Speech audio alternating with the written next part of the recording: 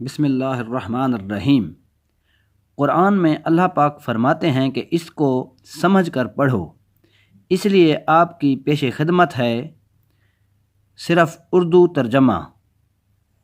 شکریہ۔ اعوذ باللہ من الشیطان الرجیم، بسم اللہ الرحمن الرحیم۔ سورۃ النساء، 5واں پارہ۔ شروع کرتا ہوں اللہ تعالیٰ کے نام سے جو بڑا مہربان نہایت رحم والا ہے۔ اور تم میں سے جس کسی کو آزاد مسلمان عورتوں سے نکاح کرنے کی پوری وسعت و طاقت نہ ہو تو وہ مسلمان لوڑیوں سے جن کے تم مالک ہو اپنا نکاح کر لے۔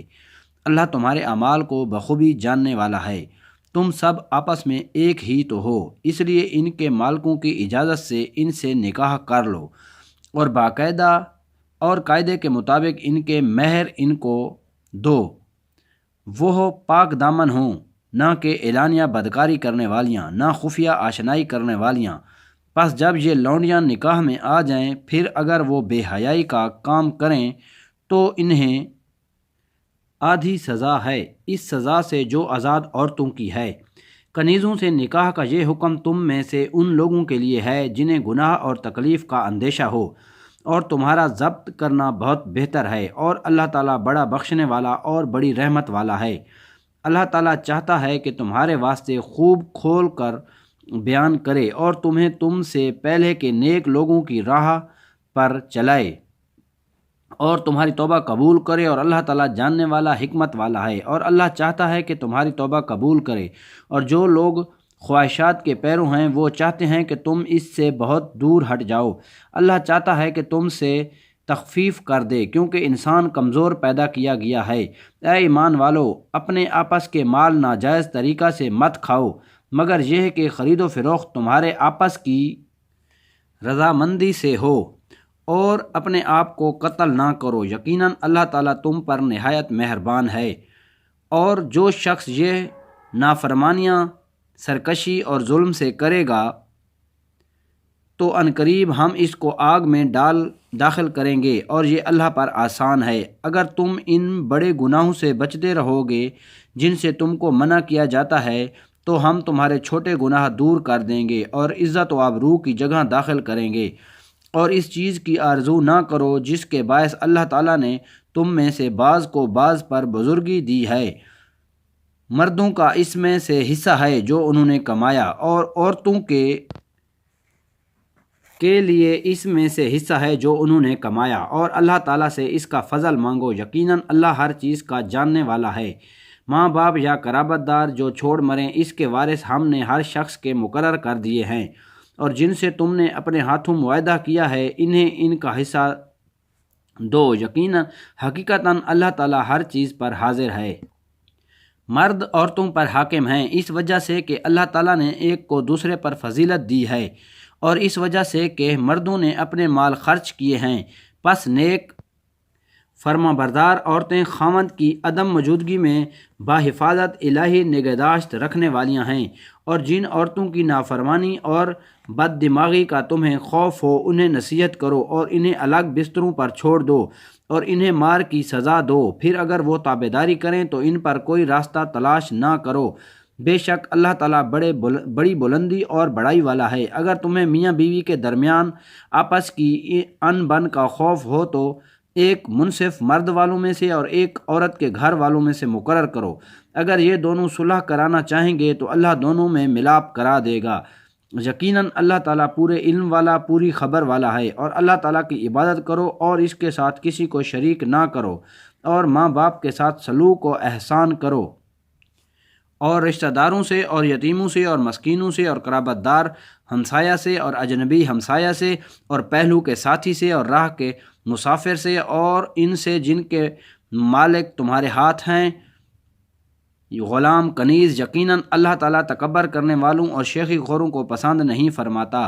جو لوگ خود بخیلی کرتے ہیں اور دوسروں کو بھی بخیلی کرنے کو کہتے ہیں، اور اللہ تعالیٰ نے جو اپنا فضل انہیں دے رکھا ہے اسے چھپا لیتے ہیں، ہم نے ان کافروں کے لیے ذلت کی مار تیار کر رکھی ہے۔ اور جو لوگ اپنا مال لوگوں کے دکھاوے کے لیے خرچ کرتے ہیں اور اللہ تعالیٰ پر اور قیامت کے دن پر ایمان نہیں رکھتے اور جس کا ہم نشیں اور ساتھی شیطان ہو وہ بدترین ساتھی ہے۔ بھلا ان کا کیا نقصان تھا اگر یہ اللہ تعالیٰ پر اور قیامت کے دن پر ایمان لاتے اور اللہ تعالیٰ نے جو انہیں دے رکھا ہے اس میں سے خرچ کرتے۔ اللہ تعالیٰ انہیں خوب جاننے والا ہے، بے شک اللہ تعالیٰ ایک ذرا برابر ظلم نہیں کرتا، اور اگر نیکی ہو تو اسے دگنی کر دیتا ہے اور خاص اپنے پاس سے بہت بڑا ثواب دیتا ہے۔ پس کیا حال ہوگا جس وقت کہ ہر امت میں سے ایک گواہ ہم لائیں گے اور آپ کو ان لوگوں پر گواہ بنا کر لائیں گے۔ جس روز کافر اور رسول کے نافرمان آرزو کریں گے کہ کاش انہیں زمین کے ساتھ ہموار کر دیا جاتا اور اللہ تعالیٰ سے کوئی بات نہ چھپا سکیں گے۔ اے ایمان والو، جب تم نشے میں مست ہو نماز کے قریب بھی نہ جاؤ جب تک کہ اپنی بات کو سمجھنے نہ لگو، اور جنابت کی حالت میں جب تک کہ غسل نہ کر لو۔ ہاں، اگر راہ چلتے گزر جانے والے ہو تو اور بات ہے، اور اگر تم بیمار ہو یا سفر میں ہو یا تم میں سے کوئی قضائے حاجت سے آیا ہو یا تم نے عورتوں سے مباشرت کی ہو اور تمہیں پانی نہ ملے تو پاک مٹی کا قصد کرو اور اپنے منہ اور اپنے ہاتھ مل لو، بے شک اللہ تعالیٰ معاف کرنے والا بخشنے والا ہے۔ کیا تم نے انہیں نہیں دیکھا جنہیں کتاب کا کچھ حصہ دیا گیا ہے؟ وہ گمراہی خریدتے ہیں اور چاہتے ہیں کہ تم بھی راہ سے بھٹک جاؤ۔ اللہ تعالیٰ تمہارے دشمنوں کو خوب جاننے والا ہے، اور اللہ تعالیٰ کا دوست ہونا کافی ہے اور اللہ تعالیٰ کا مددگار ہونا بس ہے۔ بعض یہود کلمات کو ان کی ٹھیک جگہ سے ہیر پھیر کر دیتے ہیں اور کہتے ہیں کہ ہم نے سنا اور نافرمانی کی، اور سن اس کے بغیر کہ تو سنا جائے اور ہماری رعایت کر، لیکن اس کہنے میں اپنی زبان کو پیچ دیتے ہیں اور دین میں تانا دیتے ہیں۔ اور اگر یہ لوگ کہتے کہ ہم نے سنا اور ہم نے فرما برداری کی اور آپ سنیے اور ہمیں دیکھیے تو یہ ان کے لیے بہت بہتر اور نہایت ہی مناسب تھا، لیکن اللہ تعالیٰ نے ان کے کفر کی وجہ سے انہیں لعنت کی ہے، پس یہ بہت ہی کم ایمان لاتے ہیں۔ اے اہل کتاب، جو کچھ ہم نے نازل فرمایا ہے جو اس کی بھی تصدیق کرنے والا ہے جو تمہارے پاس ہے، اس پر ایمان لاؤ، اس سے پہلے کہ ہم چہرے بگاڑ دیں اور انہیں لوٹا کر پیٹھ کی طرف کر دیں یا ان پر لعنت بھیجیں جیسے ہم نے ہفتے کے دن والوں پر لعنت کی، اور ہے اللہ تعالیٰ کا کام کیا گیا۔ یقیناً اللہ تعالیٰ اپنے ساتھ شریک کیے جانے کو نہیں بخشتا اور اس کے سوا جسے چاہے بخش دیتا ہے، اور جو اللہ تعالیٰ کے ساتھ شریک مقرر کرے اس نے بہت بڑا گناہ اور بہتان باندھا۔ کیا آپ نے انہیں نہیں دیکھا جو اپنی پاکیزگی اور ستائش خود کرتے ہیں، بلکہ اللہ تعالیٰ جسے چاہے پاکیزہ کرتا ہے، کسی پر ایک دھاگے کے برابر ظلم نہ کیا جائے گا۔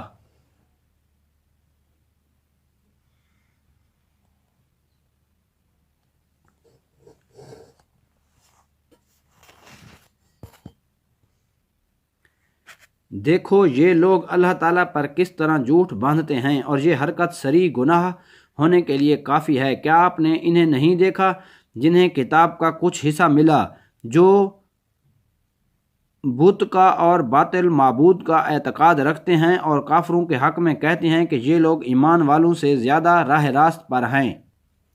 یہی وہ لوگ ہیں جنہیں اللہ تعالیٰ نے لعنت کی ہے، اور جسے اللہ تعالیٰ لعنت کر دے تو اس کا کوئی مددگار نہ پائے گا۔ کیا ان کا کوئی حصہ سلطنت میں ہے؟ اگر ایسا ہو تو پھر یہ کسی کو ایک کھجور کی گٹھلی کے شگاف کے برابر بھی کچھ نہ دیں گے۔